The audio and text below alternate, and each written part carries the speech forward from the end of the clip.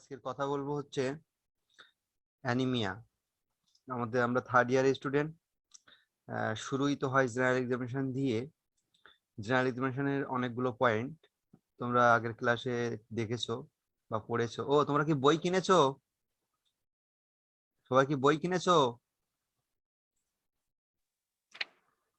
জি sir কিনছি।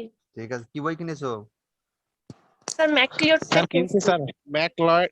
Sir সবগুলো কিনে নাই, ওই যে অরিজিনাল কপি নাই তো এই জন্য ঢাকায় দরকার নাই, অর্ডার দিছি, দরকার নাই, একটা সোমবারে দুটো। আনবে। আচ্ছা, দুটো একটা বই কাছে থাকলে হবে আর কি। হ্যাঁ, আহ, দুটো বই থাকলে মাঝে মাঝে একটু পড়তে ইচ্ছা করে, তাই না? বই না থাকলে তুমি পড়বে কি? আচ্ছা, স্যার ওই অরিজিনাল কপি ডেভিডসন আর হচ্ছে আব্দুল্লাহ আর হচ্ছে শর্ট কেস কিনছি, আর বাকিগুলো হচ্ছে সোমবারে দিবে। ঠিক আছে, খুব ভালো হয়েছে। ডেভিডসনটা তুমি বরং এখন অরিজিনাল কপি না কিনলেই বোধহয় ভালো হতো। হ্যাঁ, কারণ বর্তমান যে ডেভিডসনটা চলছে 23 এডিশন, এটা প্রায় 2 বছর হয়ে গেছে। সাধারণত প্রতি 2 বছরে একটা করে এডিশন বেরোয়, 2 বছর 2.5 বছর। 2 বছর হয়ে গেছে, ধরেই নেওয়া যায় নেক্সট 1 বছরের মধ্যে আরেকটা এডিশন আসবে। তোমরা যারা কিনেছো বই কিনে কোনো ভুল কিছু নাই, কিনেছো খুব ভালো হয়েছে। যারা কেনোনি তারা মনে হয় একটু ফটোকপিটা আপাতত কেনো, থার্ড ইয়ার তো।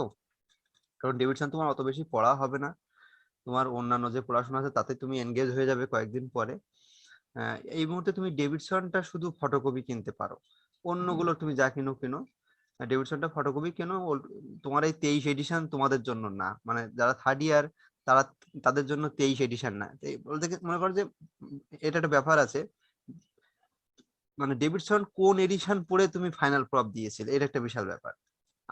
আমরা দিছিলাম হচ্ছে 19।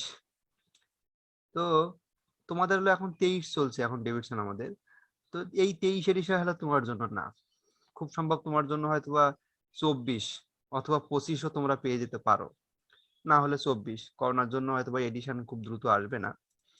তো আপাতত যারা কিনেছো কিনেছো, যারা কেনোনি তারা ফটোকপি কেনো আপাতত। অন্যান্য বইগুলো মেইন কপি কিনতে পারলে ভালো। 24 এডিশন হয়তো বা চলে আসবে নেক্সট ইয়ারের, মানে 2021 চলছে, 21-এর শেষের দিকে অথবা 22-এর শুরুর দিকে। তো এই 21-22-এ তোমরা তো থার্ড ইয়ার ফোর্থ ইয়ারের পড়াশোনা নিয়ে সব খুব ব্যস্ত হয়ে যাবে, তো তখন আর তোমার ডেভিডসনের কথা তুমি ভুলেই যাবে। কারণ তোমার যে রিডিং টেবিল, সেখানে তোমার ওই প্যাথোলজি, মাইক্রোবায়োলজি এই সব বইগুলোই বেশি থাকবে, তুমি চাইলেও ডেভিডসন খুলতে পারবে না। সুতরাং এখন আর অত তোমার ডেভিডসনের পেছনে দৌড়ানোর দরকার নাই। মাঝে মাঝেই আমি যেগুলো বলবো এগুলো একটু বইতে দেখার জন্য, বইতে একটু না খুললে তুমি মাথায় ঢুকবে না। যাই হোক, আহ যেটা বলছিলাম যে জেনারেল এক্সামিনেশনের প্রত্যেকটা পয়েন্ট তার শুরুই তো হয় আসলে অ্যানিমিয়া দিয়ে। তো অ্যানিমিয়ার ক্লিনিক্যাল এক্সামিনেশন তো একটা পার্ট, সেটা হয়ে যাবে আস্তে আস্তে। কোনো এক সময় আমরা রোগী অবশ্যই দেখবো, সে যেভাবে হোক। আর থিওরিটিক্যাল একটা পার্ট আছে, মানে অ্যানিমিয়া যখন আমি এক্সামিন করতে যাচ্ছি বা করে ফেলেছি, তার সাথে সাথে কিন্তু একটা থিওরি চলে আসে। সেই থিওরিটা হলো এই অ্যানিমিয়ার আদ্য প্রান্ত, মানে অ্যানিমিয়া শুরু থেকে শেষ করে একদম শেষ পর্যন্ত, শুরু থেকে শেষ পর্যন্ত অ্যানিমিয়া কি, কেন হয়, অ্যানিমিয়ার ব্যাকগ্রাউন্ড, অ্যানিমিয়ার ইনভেস্টিগেশন, অ্যানিমিয়ার ট্রিটমেন্ট ইত্যাদি ইত্যাদি। মানে অ্যানিমিয়া পড়ে শেষ করা বড় কঠিন। আমরা চেষ্টা করব নেক্সট 1.5 ঘন্টার মতো আমি নেব, এই সময়ের মধ্যে মোটামুটি একটা সামারি করার।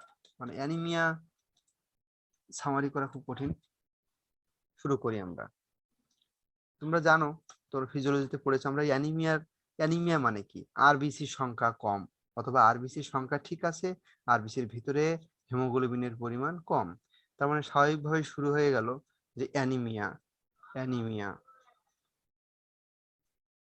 অ্যানিমিয়ার সাথে সম্পর্ক কার? আরবিসি। তাহলে আমাকে এই আরবিসি সম্পর্কে একটু অল্প একটু জানতে হবে। আরবিসি মানে হচ্ছে রেড ব্লাড সেল ইরাইথ্রোসাইট। এটা তৈরি হয় হলো বোন ম্যারোতে। কত সপ্তাহে হয়, কি কি হয়, ওসব ফিজিওলজির ব্যাপার, এইসব বলে আমি এখানে আমার সময় নষ্ট করব না। আমি সেই সব কথাগুলোই বলবো যে কথাগুলো তোমাদের কাছে নতুন মনে হতে পারে বা একটু বলা উচিত। সেই সব কথাগুলো বলবো না যেগুলো তোমরা এমনি জানো অথবা এমনি পড়ে নেবে, এবং সেগুলো আমার মুখ দিয়ে বলার খুব বেশি দরকারও নাই। কত সপ্তাহ কোনটা হয়, কোন অর্গানে হয়, ওসব বলে ওরা তোমরা জানো। তার থেকে আমরা বরং আসি যে একটা আরবিসি আমি জাস্ট, আচ্ছা, এই পুরো জায়গাটা হচ্ছে বোন ম্যারো। আচ্ছা, অর্ধেক করে আমি ভাগ করে ফেলি। উপরের পার্টটা, আমার এই স্কিনের উপরের পার্টটা হচ্ছে বোন ম্যারো, ধরে নিচ্ছি আর কি। আর নিচের পার্টটা হলো পেরিফেরাল ব্লাড, মানে circulation, blood, blood in circulation, blood in circulation, এটাকে বলা হয় peripheral circulation, peripheral blood circulation. Okay, কি বোঝাতে চাচ্ছি, যে বোন ম্যারোতে একটা কি বলে প্রোজেনিটার সেল, মাইলো প্রোজেনিটার সেল, যেটা মানে একটা গ্র্যান্ড মাদার, পিতা মাতা, মাতামহ, পিতামহ, এইসব আর কি। সেখান থেকে যখন একটা আরবিসি তৈরি হয়ে যায়, মানে ইম্যাচুর আরবিসি, একটা ইম্যাচুর আরবিসি মনে করো, এইটা এখন ম্যাচুরেশন হবে।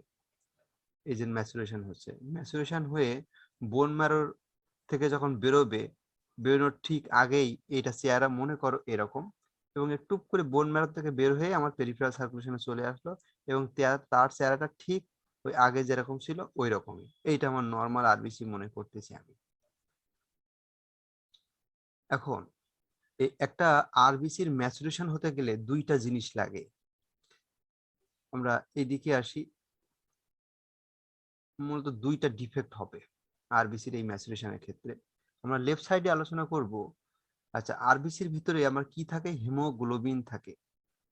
তাহলে আরবিসির হিমোগ্লোবিনাইজেশনে যদি অসুবিধা হয়, তাহলে এটা আমার হেডলাইন হবে ডিফেক্টিভ হিমোগ্লোবিনাইজেশন, ডিফেক্টিভ হেমো, আমি সংক্ষেপে দিলাম হিমোগ্লোবিনাইজেশন। অর্থাৎ হিমোগ্লোবিনের ভিতরে, সরি, আরবিসির ভিতরে যে হিমোগ্লোবিন তৈরি হওয়ার কথা আস্তে আস্তে, আমরা তো ফিজিওলজিতে তোমরা পড়েছো যে আরবিসি যখন ম্যাচুরেশনে একটা বাই ওয়ান স্টেপ ক্রস করে সামনের দিকে আগায়, এইটার সেলের সাইজ আস্তে আস্তে ছোট হয়ে যায়, এবং তার ভিতরে হিমোগ্লোবিন আস্তে আস্তে প্রবেশ করার কথাটা ভুল, হিমোগ্লোবিনাইজেশন হয়, অর্থাৎ হিমোগ্লোবিন তৈরি হয়, এবং তৈরি হওয়াটা এই প্রথম ধাপ থেকে শুরু হয়, এই ধাপে এসে হিমোগ্লোবিন তৈরি হওয়ার প্রক্রিয়াটা শেষ হয়। এবং এই যে হিমোগ্লোবিন তৈরি হওয়ার যে প্রক্রিয়া, এটাকে বলা হয় হিমোগ্লোবিনাইজেশন।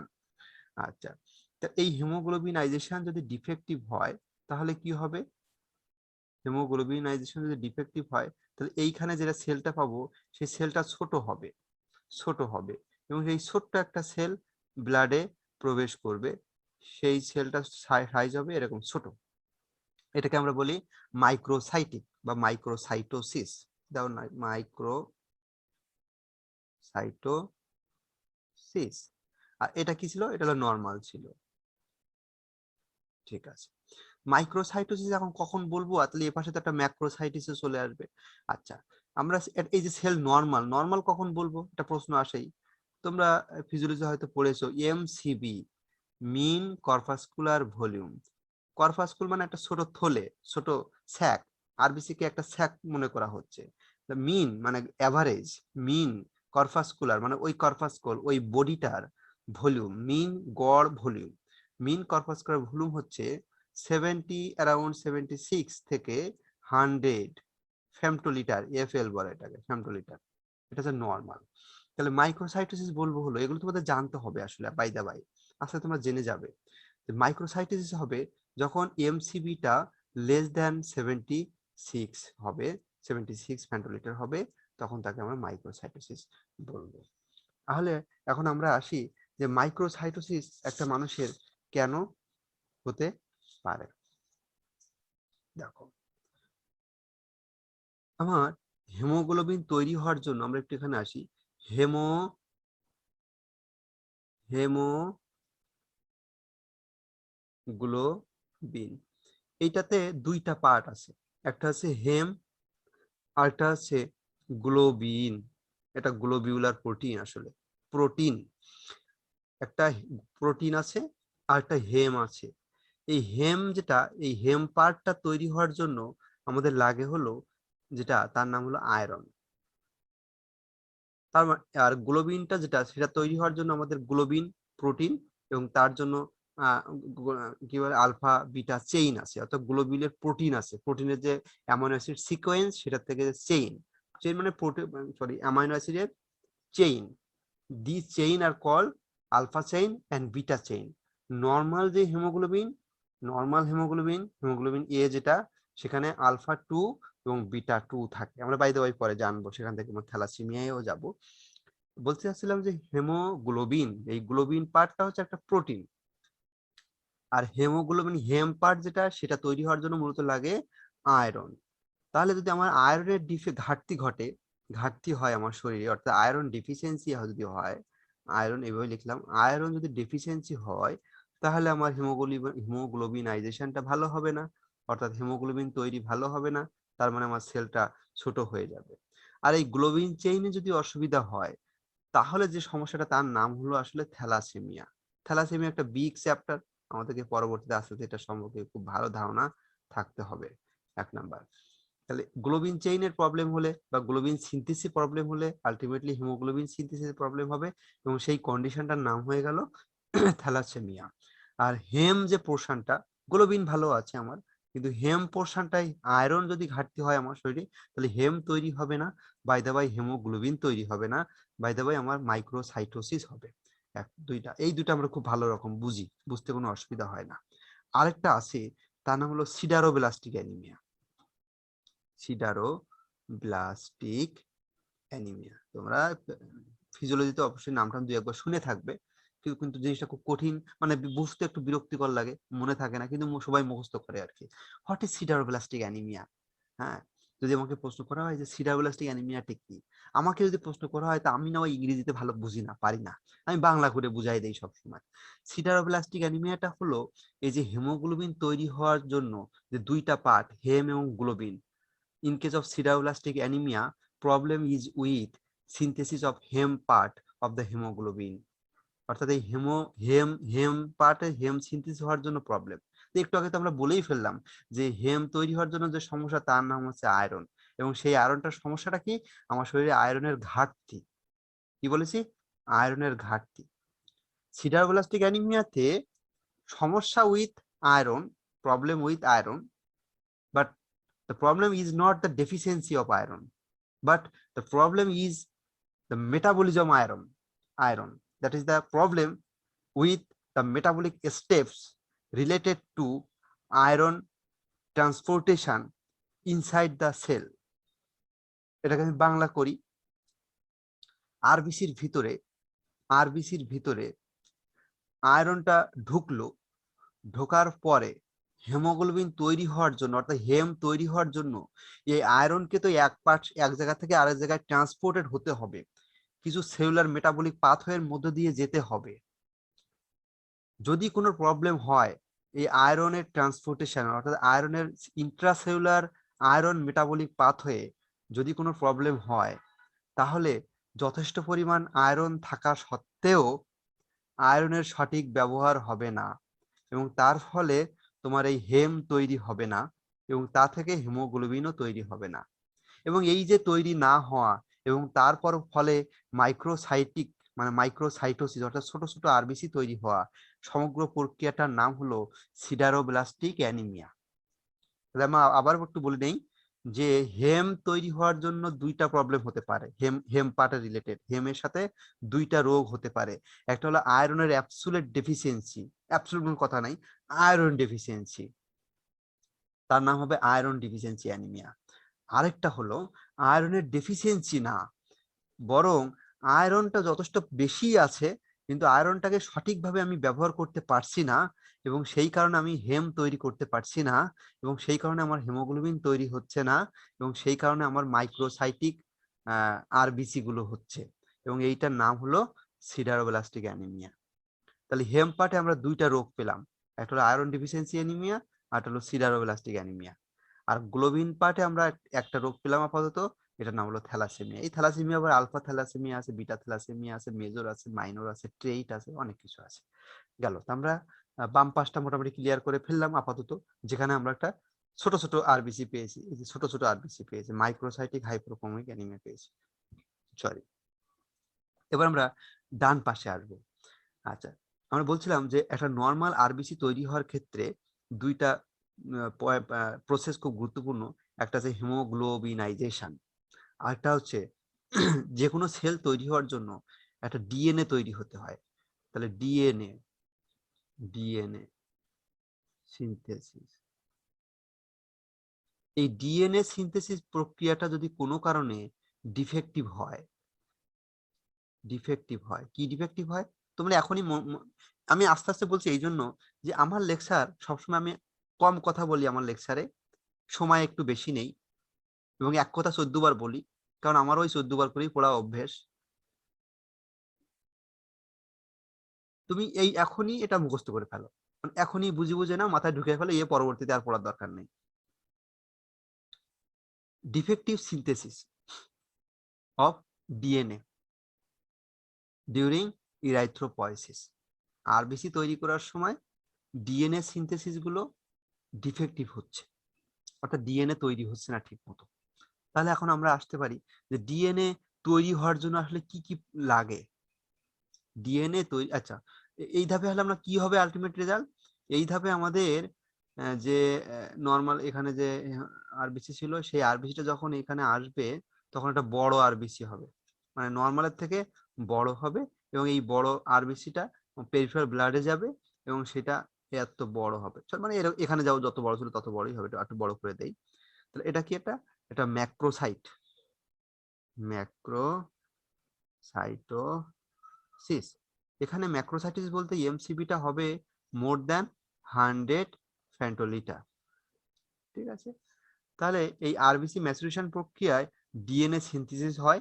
এই ডিএনএ সিনথেসিসটা যদি ঠিক মতো না হয় তাহলে আরবিসি গুলো ম্যাচুরেশন হবে না, বড় বড় থাকবে। কিন্তু কথা হলো আরবিসি সেলগুলো বড় বড় হবে, সেলগুলো বড় বড় হবে, কিন্তু সেলের ভিতরে হেমোগ্লোবিনাইজেশন কিন্তু সঠিক হবে, খেয়াল রেখো। তাহলে আমি এখানে বলে রাখি, একটু আগেই বলে রাখি, এখানে ডান পাশে যেটা ডিএনএ সিনথেসিসের প্রবলেম, তার কারণে আরবিসি গুলো বড় বড় থাকছে, অর্থাৎ আরবিসি গুলো আস্তে আস্তে ছোট হয়, এই ছোট আর হচ্ছে না, বড় থেকে যাচ্ছে, এই জন্য ম্যাক্রোসাইটোসিস হচ্ছে। কিন্তু তার হেমোগ্লোবিনাইজেশনে কোনো প্রবলেম হচ্ছে না, তার মানে নর্মাল হেমোগ্লোবিনাইজেশন, এই সংক্ষেপে লিখলাম, জায়গা বেশি নষ্ট করা যাবে না।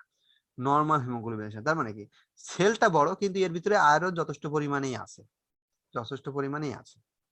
আর লেফট সাইডে যেটা ছিল সেখানে আমার হেমোগ্লোবিনাইজেশনের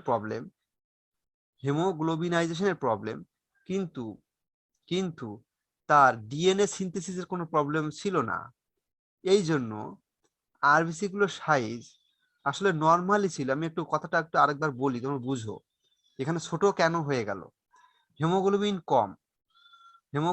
কম, কিন্তু আমার আরবিসি সাইজ তো এখানে যেমন নর্মাল, এরকম নর্মাল হওয়ার কথা ছিল, কিন্তু আরবিসি সাইজটা ছোট হয়ে গেল কেন? কারণটা হলো আমার ডিএনএ সিনথেসিস প্রক্রিয়া খুব ভালো আছে, তার মানে আমার নর্মাল এরকমই একটা আরবিসি এখানে হওয়ার কথা ছিল এবং এরকম একটা হয়েও ছিল। কিন্তু যেহেতু হিমোগ্লোবিন সিনথেসিস ভালো হয়নি এবং যেহেতু এই বড় একটা মানে নর্মাল একটা আরবিসির ভিতরে হিমোগ্লোবিন পরিমাণ খুবই কম, জাস্ট অল্প একটু, হিমোগ্লোবিন যথেষ্ট পরিমাণ মানে যথেষ্ট নর্মালি যতটুকু থাকার কথা তার থেকে কম। এখন মনে করো যে তুমি সংসারে মাত্র একজন লোক, বড় ঘর বানিয়ে লাভ কি? সে একটা কৌতুক আছে না, যে ছেলে সকালবেলা উঠে তার যে খাট মানে যেটাতে আমরা শুই, বেড, খাট করাত দিয়ে কাটতেছে। তো বাবা বলছে, বাবা তুমি খাট কেটে ফেলছো কেন? বলছে একা একা মানুষ, বড় খাট কি করব, তা খাট কেটে ফেলি।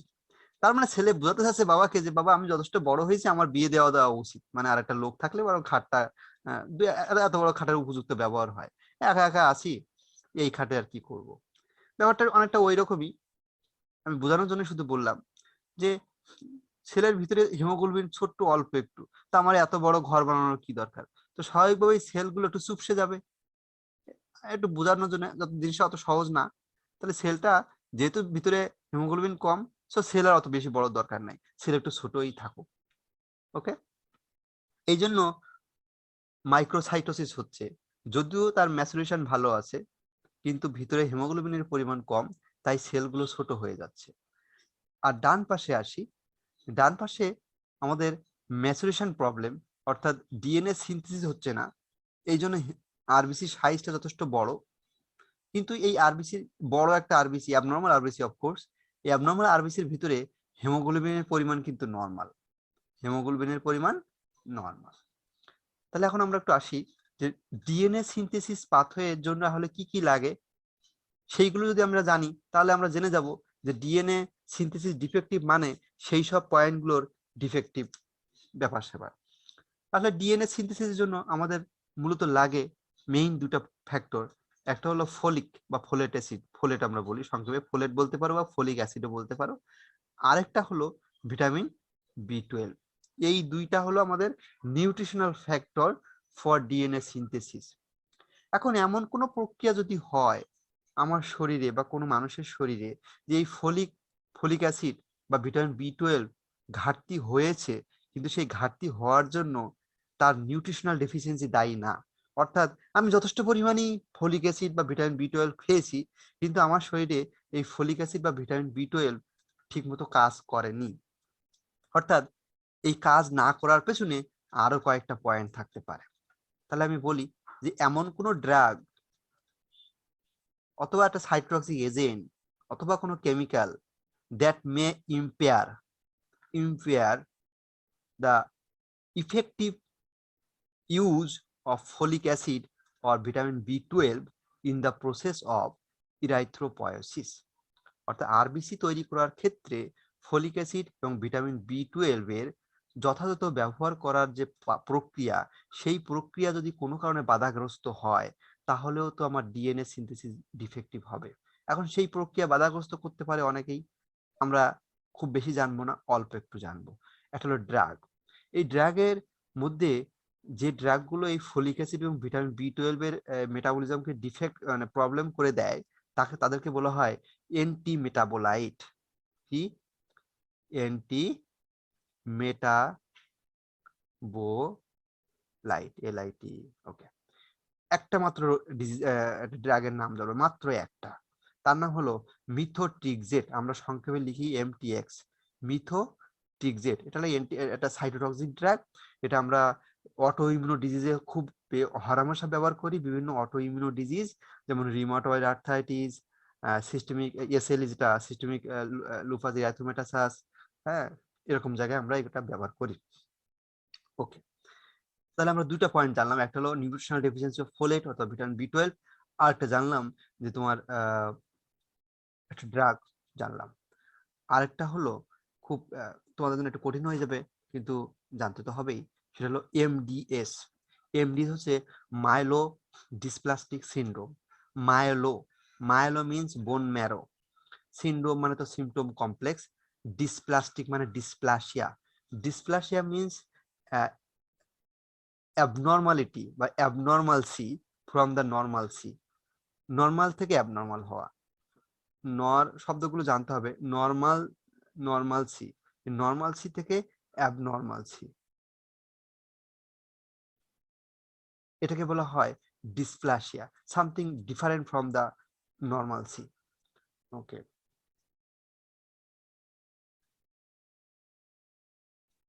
ওকে, মনে রাখতে হবে মাইলোডিসপ্লাস্টিক সিনড্রোমে আসলে এমন কিছু প্রক্রিয়া ঘটে, এমন কিছু জেনেটিক মিউটেশন ঘটে, জেনেটিক ভেরিয়েশন ঘটে, যেখানে ওই ডিএনএ সিনথেসিস হওয়ার জন্য যে জেনেটিক ম্যাটেরিয়ালস, সেই জেনেটিক ম্যাটেরিয়ালসটাই ডিফেক্টিভ। একটু তোমাকে একটু ক্রিটিক্যালি চিন্তা করতে হবে। আমরা ডিএনএ সিনথেসিস জন্য বলছিলাম যে ফলিক অ্যাসিড আর ভিটামিন বি12 লাগে, আর এই ভিটামিন বি12 ফলিক অ্যাসিডে যদি মেটাবলিজমকে ডিস্টার্ব করে, তার নাম হলো একটা কিছু ড্রাগ, এইসব কারণে ডিএনএ সিনথেসিস ডিফেক্টিভ হতে পারে। আর এখন বলছি ডিএনএ সিনথেসিস হওয়ার জন্য যে জেনেটিক ম্যাটেরিয়ালস, যে জেনেটিক মেশিনারি সিস্টেম, সেই মেশিনারি সিস্টেমটাই ডিফেক্টিভ হয়ে গেছে due to some genetic mutation. এইটার নাম হলো মাইলোডিসপ্লাস্টিক সিনড্রোম। তাহলে তুমি মাথায় গেঁথে রাখো যে মাইলোডিসপ্লাস্টিক সিনড্রোমে আমরা কিন্তু বড় বড় আরবিসি পাবো। সুতরাং তুমি যখন কজ বলবে পরীক্ষা হলে, আমরা যখন পরীক্ষায় তোমাকে নিব বা তোমাকে নেওয়া হবে, সেখানে অ্যানিমিয়ার যে ক্লাসিফিকেশন, বিভিন্নভাবে এই প্রশ্নগুলো চলে আসবে, তুমি মেগালোব্লাস্টিক অ্যানিমিয়ার কারণ বলো। তুমি স্বাভাবিকভাবে মেগালোব্লাস্টিক অ্যানিমিয়ার কারণ হিসেবে প্রথম দুইটা ভালোভাবে বলতে পারবে আশা করি। একটা হচ্ছে ফলিক অ্যাসিড আর ভিটামিন বি 12 ডেফিসিয়েন্সি। এই ফলিক অ্যাসিড আর ভিটামিন বি 12 ডেফিসিয়েন্সির আবার অনেকগুলো কারণ আছে। এটা সে শুধু যে নিউট্রিশনাল ডেফিসিয়েন্সি, মানে আমি যে খাচ্ছি খাওয়াতেই যে ঘাটতি এর জন্যই ফলিক অ্যাসিড ডেফিসিয়েন্সি আছে তা না। আমি ফলিক অ্যাসিড বা ভিটামিন বি 12 যথেষ্ট পরিমাণ খাচ্ছি, কিন্তু আমার জিআই ট্র্যাক্ট থেকে অ্যাবজর্পশন হচ্ছে না। সেই আলোচনা আমি এখন যাব না, কারণ আমার অ্যানিমিয়ার বক্তব্য শেষ হবে না। অর্থাৎ এখানে তুমি পড়াশোনা করে নিও। এখন এরকম ক্লাস বলতে বলতে তুমি যদি শেষে একটু এমডিএস বলতে পারো, তাহলে তোমার টিচার মানে মানে হিমালয় সমান খুশি হবে যে তুমি মাইলোডিসপ্লাস্টিক সিনড্রোম বলতে পেরেছো as a cause for the cause of megaloblastic anaemia and being a undergraduate student. কারণ মাইলোডিসপ্লাস্টিক সিনড্রোমে মেগালোব্লাস্টিক অ্যানিমিয়া হয় জিনিসটা তো আমরা জানি, কিন্তু এই জানাটা, এই ব্যাখ্যা, এই ব্যাকগ্রাউন্ডটা আমার আন্ডারগ্রাজুয়েট স্টুডেন্ট জানে কিনা, বা তাকে তার জন্য জানাটা একটু কঠিন হতে পারে। কিন্তু কঠিন লাগছে কি? আমার মনে হয় না। আমি বলেছি যে মাইলোডিসপ্লাস্টিক সিনড্রোমে মেগালোব্লাস্টিক অ্যানিমিয়া হয় due to defect in the DNA synthetic process, DNA synthesis related gene mutation. অর্থাৎ ডিএনএ সিনথেসিস করার জন্য যে জেনেটিক ম্যাটেরিয়াল সেইখানে মিউটেশন হয়ে গেছে। তো ওকে তুমি যতই ফলিক অ্যাসিড ভিটামিন বি 12 খাও না কেন, ওর আর কাজ হবে না। ওকে, আমি এই আলোচনা থেকে আর একটু বলে দেই। তাহলে আমরা এখানে মোটামুটি শেষ করে ফেলেছি। এখন এই যে মাইক্রোসাইটোসিস পেয়েছি, অর্থাৎ বড় বড় আরবিসি পেয়েছি, এই আরবিসি পাওয়ার জন্য আমরা উপরে মাত্র 3টা কারণ বলেছি। এই 3টা কারণই যথেষ্ট। এখন আরো কিছু কারণ আছে, যে কারণগুলো আসলে এই বোন ম্যারো রিলেটেড না, অন্য কোনো কিছু কারণ আছে যেখানে আরবিসি গুলো বড় হয়। আমি আর একটু ভেঙে বলি। আমি এখন যে কারণগুলো বলবো সে কারণগুলো আগে বলে নেই, আগে লিখে নেই, তারপর বলছি। ইনক্রিজ প্লাজমা লিপিড, আগে শুধু আমি বলে নেই, তুমি পড়ে নাও। মনে রাখো যে প্লাজমা লিপিড মানে আমাদের শরীরে লিপিডের পরিমাণ যদি বেড়ে যায়, হ্যাঁ, ব্লাড লিপিডের, প্লাজমা লিপিডের পরিমাণ যদি বেড়ে যায়, তাহলে আরবিসি গুলো বড় হয়ে যায়। কিভাবে হয়ে যায়? দেখো, আরবিসি একটা তো সেল মেমব্রেন কন্টেনিং একটা আরবিসি, একটা সেল মেমব্রেন আছে। আমরা জানি যে সেল মেমব্রেনে তো লিপিড থাকে। সেল মেমব্রেনে কি থাকে? লিপিড বাইলেয়ার থাকে। এটা তো আমরা সেই মনে হয় ইন্টারমিডিয়েট থেকেই জানি, সবাই অবশ্যই জানি। তাহলে আমার শরীরে, আমার ব্লাডে, আমার প্লাজমাতে যদি লিপিডের পরিমাণ বেড়ে যায়, তাহলে ধরে নেওয়া যেতে পারে খুব সহজভাবে যে এই বেড়ে যাওয়া প্রোটিন, সরি লিপিড, এই লিপিড বাইলেয়ারের মধ্যে জমে যাবে এবং আমার আরবিসিটা একটু বড় দেখা যাবে। খুব সহজ। আমি কি বলেছি? আমার প্লাজমাতে যদি লিপিডের পরিমাণ বেড়ে যায়, তাহলে এই লিপিডগুলো আরবিসির এই মেমব্রেনের গায়ে ডিফিউশন হয়ে হয়ে ওখানে গায়ে গায়ে লেগে যাবে। তাতে করে আমার আরবিসিটা নর্মালের থেকে একটু বেশি বড় দেখা যাবে। ওকে, তাহলে plasma, high level of plasma lipid due to any cause may cause microcytosis. তাহলে দেখো, এই যে বড় একটা আরবিসির গল্প আমি এখন বললাম, এই আরবিসিটা কি জন্ম থেকে বড় ছিল? অর্থাৎ যখন এই বোন ম্যারো থেকে যখন বেরোচ্ছিল তখন কি সে বড় ছিল? না, তখন সে নর্মাল ছিল, জাস্ট লাইক দিস ওয়ান। এই নর্মালের মতোই এখানে নর্মাল ছিল। কিন্তু ঘটনাক্রমে বৈরী পরিবেশের কারণে এই নর্মাল আরবিসির গায়ে চর্বি লেগে গেছে। আমরা যখন মোটা সোটা হই, অনেকে হয়, ওর গায়ে যেমন চর্বি লেগে মোটা সোটা হয়, ওর আরবিসি গুলো এরকম খেয়ে দিয়ে চর্বি খেয়ে খেয়ে মোটা হয়। কিন্তু জন্ম থেকে কিন্তু ওই আরবিসিটা অত বড় ছিল না। ঠিক যেমন ওই ব্যক্তিটা জন্ম থেকে অত বড় ছিল না, অত মোটা সোটা ছিল না। ওই এখন এই বৈরী পরিবেশে বড়, খুব বেশি খাওয়া দাওয়া করাটা একটা বৈরী পরিবেশ, আবার খেতে না পারাটাও একটা বৈরী পরিবেশ। যাই হোক, এই বেশি খাওয়ার যে বৈরী পরিবেশের কারণে আরবিসি গুলো লিপিড বেশি বেশি খেয়ে নিল এবং আরবিসি গুলো বড় হয়ে গেল। তাহলে হাই প্লাজমা লিপিডের কিছু কারণ এখন আমাদেরকে জানতে হবে। সব কারণে যে হয় ব্যাপারটা কিন্তু তা না, বিশেষ বিশেষ কারণ আছে। এবার সব কারণে যে কেন হয় না তা আমার জানা নেই, তোমরা যদি খুঁজে পাও আমাকে বলো। মানে প্লাজমা লিপিড তো অনেক কারণে বাড়ে, তো তাদের সব কারণগুলোতেই কি আমার আরবিসি বড় বড় হবে? না, হবে না। এখন যে কারণগুলোতে আরবিসি বড় বড় হবে না, কেন হবে না আমার জানা নেই। তাহলে একটা আসি, প্রথমে হচ্ছে হাইপোথাইরয়েডিজম।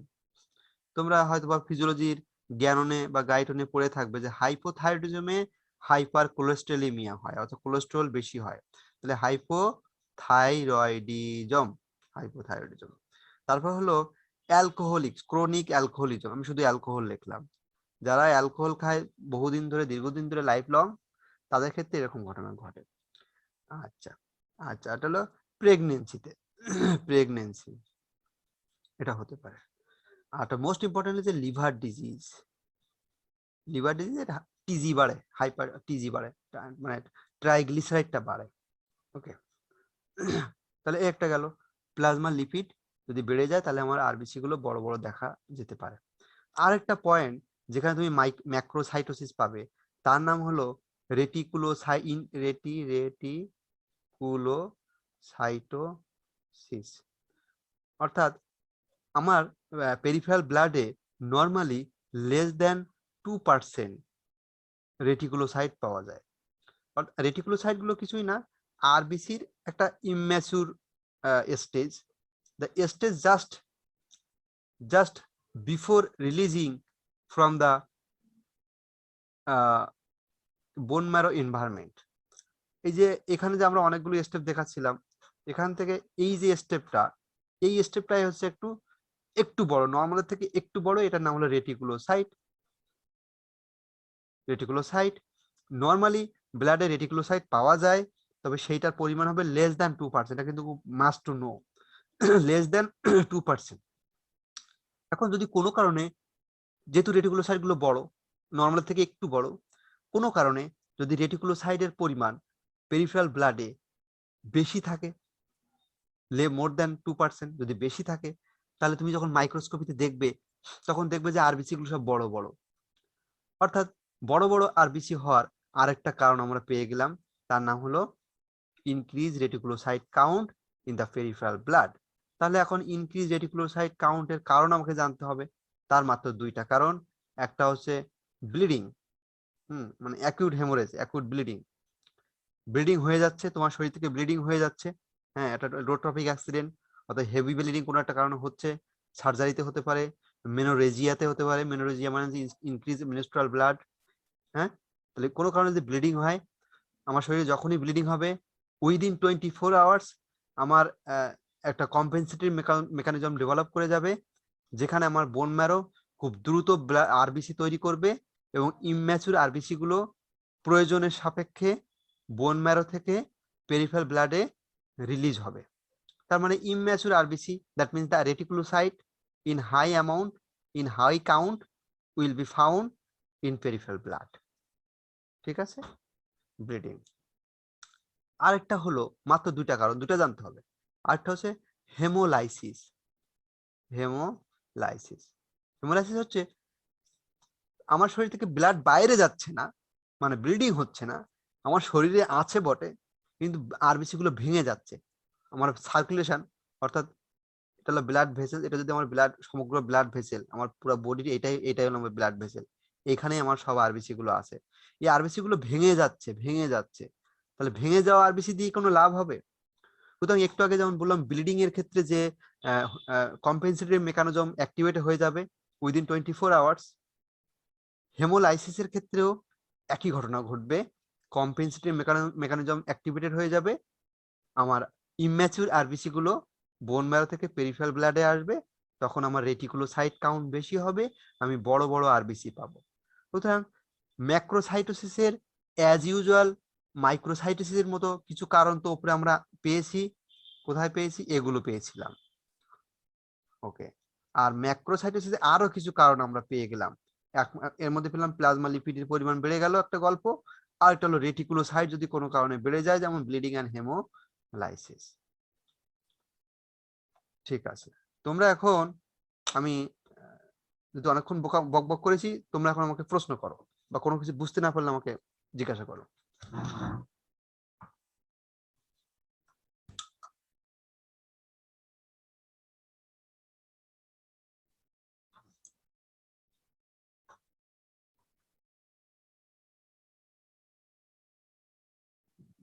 হ্যালো স্যার, ডিএনএ সিনথেসিসের জন্য যে ড্রাগ মানে মেটাবোলাইটের এখানে যে এমটিএক্স টা বলেছিলেন হ্যাঁ ওইটা একটু আরেকবার বললে ভালো হতো। আচ্ছা, মেটাবোলাইট মানে অ্যান্টিবয়োটিক মাত্র একটা ড্রাগ আমি ওখানে রেখেছি যার নাম methotrexate. This methotrexate actually block block block the metabolism of folic acid into its active form. Folic অ্যাসিডের অ্যাক্টিভ ফর্ম আছে টেট্রাহাইড্রোফোলেট, মানে আমরা যে ফর্মটা খাই সেইটা তো অ্যাক্টিভ ফর্ম না, ওকে মেটাবোলাইজ হয়ে হয়ে অ্যাক্টিভ ফর্মে যেতে হবে। সেই অ্যাক্টিভ ফর্মে যাওয়ার যে প্রক্রিয়া, এনজাইমেটিক স্টেপ আছে, সেই প্রক্রিয়াটাকে বন্ধ করে দেয়, ব্লক করে দেয় এই মিথোট্রিক্সেট। সুতরাং তুমি যতই ফলিক অ্যাসিড খাও না কেন, ও কাজ করতে পারবে না। ওকে, আর কেউ কোনো প্রশ্ন করবে? স্যার ম্যাক্রোসাইটোসিসের কারণ কি তাহলে 5টা বলবো সব দেখো আমি মিলাই? অনেকগুলো কারণ বলেছি, এবং তুমি বইতে গেলে ফলিক অ্যাসিড এবং ভিটামিন বি12 এর যে অ্যাবজর্পশন প্রবলেম, সেখানে আরো অনেকগুলো কারণ আছে, যেমন পার্নিসিয়াস অ্যানিমিয়া, হ্যাঁ, তারপর হলো ileocaecal tuberculosis, ileal resection, total gastrectomy, মানে যেসব এমন কিছু প্রবলেম যেখানে জিআইটি রিলেটেড, যে কারণে তোমার ফলিক অ্যাসিড এবং ভিটামিন বি12 এর ডেফিসিয়েন্সি হচ্ছে। তাহলে কারণটা তো এখানে আমি কয়টা বলেছি, এখানে মাত্র 1 2 3 3, এখানে 4 5 6, এখানে 7টা কারণ বলেছি। তুমি মোটামুটি পড়ে রাখো, পরীক্ষা হলে তুমি 3টা বলতে পারলেই তো হয়ে যাবে। আমরা বলি যে 5টা বলতে বলতে পারলে খুব ভালো, 3টা বলতে পারলে পাস। কিন্তু পড়ার সময় কি তুমি 3টা পড়বে? পড়ার সময় তুমি সবই পড়বে, তারপর পরবর্তীতে যে করা মনে থাকে, তাই না? জি স্যার। স্যার আর স্যার ক্রনিক অ্যালকোহলিজমটা প্লাজমা লিপিড বাড়ায় কি করে? আচ্ছা, তাহলে আবার অ্যালকোহলিজম পড়াতে হবে। অ্যালকোহল খাইলে মানুষের অনেকগুলোই মেটাবলিক ডিঅ্যারেঞ্জমেন্ট হয়, তার মধ্যে একটা হলো হাইপার, এটা হলো কোলেস্ট্রল বাড়ে। কোলেস্ট্রল বাড়ে, টিজিও বাড়ে বোধহয়, সরি ভুলে গেলাম। যাই হোক, কোলেস্ট্রলই বাড়ে, টিজিও বাড়ে, মানে ওর লিপিড বাড়বেই। ওর লিপিড বাড়বে। কিভাবে বাড়বে যদি তুমি জানতে চাও, তাহলে আমার আগাবে না, বলি দেই। আমরা যারা এই যে আশেপাশে আমাদের চারিপাশে প্রচুর মোটা সোটা লোক থাকে, এরা কি সব অ্যালকোহল খায়? এরা সবাই অ্যালকোহল খায় না। এরা কি খায়? এরা ভাত খায়, আমিও ভাত খাই। আমরা হলাম ভেতো বাঙালি। হ্যাঁ, ভাত খাইতে পারলে মানে জীবনে যে সুখ পাই, সেই সুখ মনে হয় আমরা আর কিছুতেই পাই না। এ কথাটা এই জন্য বলছি, এই মোটা মানুষগুলো দেখলে আমার মনে হয় এরা ভাত খাওয়ার মধ্যে একটা স্বর্গীয় সুখ পায়, এই জন্য ওরা ভাত খায় এবং মোটা হয়। যারা মোটা আমাদের চারিপাশে, মনে রাখবা, এরা কিন্তু সব ভাত খেয়ে মোটা হয়েছে, এরা কিন্তু চর্বি খেয়ে মোটা হয়নি। বেশিরভাগ ক্ষেত্রে বলছি, কিছু কিছু তো আছে যারা চর্বি বেশি খায়। ভাত খাইলে, ভাতে কি আছে? কার্বোহাইড্রেট। আমরা ওই যে তোমার গ্লাইকোলাইসিস পাথওয়ে পড়েছি, ওখানে কার্বোহাইড্রেট মেটাবলিজম যেটা, গ্লুকোজ মেটাবলিজম যেটা, গ্লাইকোলাইসিস, সেখানে একটা ধাপে আমরা কি পেয়েছিলাম? গ্লিসারল পেয়েছিলাম। আমরা তো গ্লিসারলের কথা ভুলে গেছি। আমরা শুধু গ্লাইকোলাইটিক পাথওয়ে, শেষ পর্যন্ত পাইরুভেট, সেই পাইরুভেটটাকে আমরা ক্রেব সাইকেলে ঢুকিয়ে দিয়েছি, সেখান থেকে অনেক কিছু করে ফেলেছি বিশাল। হ্যাঁ, এবং আমরা 10-এ 10 পেয়েছি। কিন্তু মাঝখানে যে গ্লিসারল পেয়েছিলাম, ওই গ্লিসারলটা কি হলো? এই গ্লিসারলটা পরবর্তীতে কিন্তু গ্লিসারল, ওখানে ওর সাথে ফ্যাটি অ্যাসিড যুক্ত হয়ে হয়ে হয়ে ট্রাইগ্লিসারল, সেখান থেকে ট্রাইগ্লিসারাইড, কিছু কেমিক্যাল ইয়ে হবে, মডিফিকেশন হবে। তাহলে এই গ্লুকোজের মেটাবলিজম থেকে আমি যে গ্লিসারল পেয়েছিলাম, সেই গ্লিসারল থেকে কিন্তু তোমার তৈরি হয়ে গেল ট্রাইগ্লিসারাইড, অর্থাৎ লিপিড তৈরি হয়ে গেল। খাচ্ছিলাম ভাত, কার্বোহাইড্রেট, তা থেকে পেয়ে গেছি লিপিড। তো এই যে তোমার কি বলে, এই যে অ্যালকোহল, এই অ্যালকোহলে মূলত কার্বোহাইড্রেট থাকে, নট অনলি গ্লুকোজ, আরো অনেক কিছুই থাকে। তো এই কার্বোহাইড্রেট থেকে একই প্রক্রিয়া গ্লিসারল এবং তার থেকে ট্রাইগ্লিসারাইড হয়। ট্রাইগ্লিসারাইড, সেখান থেকে কিছু কোলেস্ট্রলও বিভিন্ন ভাবে হয়। আর এমনি কিছু কোলেস্ট্রল তো, অ্যালকোহলে কিছু কোলেস্ট্রল মানে কিছু লিপিড পোর্শন তো থাকেই, তবে বেশিরভাগ ক্ষেত্রে যেটা হয়, তো কার্বোহাইড্রেট বেশি থাকে। এই কার্বোহাইড্রেট থেকে গ্লিসারল, সেখান থেকে ট্রাইগ্লিসারাইড হয়। সুতরাং আমরা এখান থেকে এটা বলে নিতে পারি যে ভাত কম খেতে হবে, প্রোটিন বেশি খেতে হবে, আর ফ্যাটও পরিমাণ মতো খেতে হবে। তবে ভাত আমরা যদি কম খেতে পারি, তাহলে আমরা অনেক কিছু চেক দিতে পারবো। তোমাদের সবার জন্য শিক্ষণীয় হলো এটাই, যে ব্যক্তিগত জীবনে আমরা নিজেকে যেন সুস্থ রাখতে পারি এবং পরিবারের মানুষগুলো যেন সুস্থ রাখতে পারি। আমরা দেখবা যে ভাত খাই প্রচুর, এই ভাত খাওয়াটাকে তোমরা তোমাদের পরিবারে আজকে থেকেই কন্ট্রোল করো, করার চেষ্টা করো। পারবে না, করার চেষ্টা করো। মা বাবা দেখবা তোমার আশেপাশের লোকজনগুলো খুব বেশি ভাত খায় এবং তারা সব মোটা, ডাক্তার কাছে যায়, ডাক্তার লিপিড প্রোফাইল করায়, লিপিড প্রোফাইল বেশি থাকে, তারপর একটা ওই অ্যান্টি লিপিডের অনেক দাম, হ্যাঁ, অ্যাট্রোভাস্টাটিন, হ্যাঁ, আর রসুভাস্টাটিন 15 টাকা 20 টাকা দাম দিয়ে খায়, আর এদিকে ভাত খায়। আর বলে কি না আমি এতই ওষুধ খাচ্ছি কিন্তু আমার চর্বি তো কমছে না। চর্বি কমবে কি করে? চর্বি তৈরি করার প্রক্রিয়া তুমি তো 1 রেখেছো, তো চর্বি কাটার ওষুধ খাইলে কাজ হবে? হবে না। ওকে, আর কোনো প্রশ্ন? আমি তো অনেক কিছু বলতে চাইছিলাম কিন্তু তো লাগানো যাবে না। ঠিক আছে, আর কোনো প্রশ্ন করবে কেউ? নাই।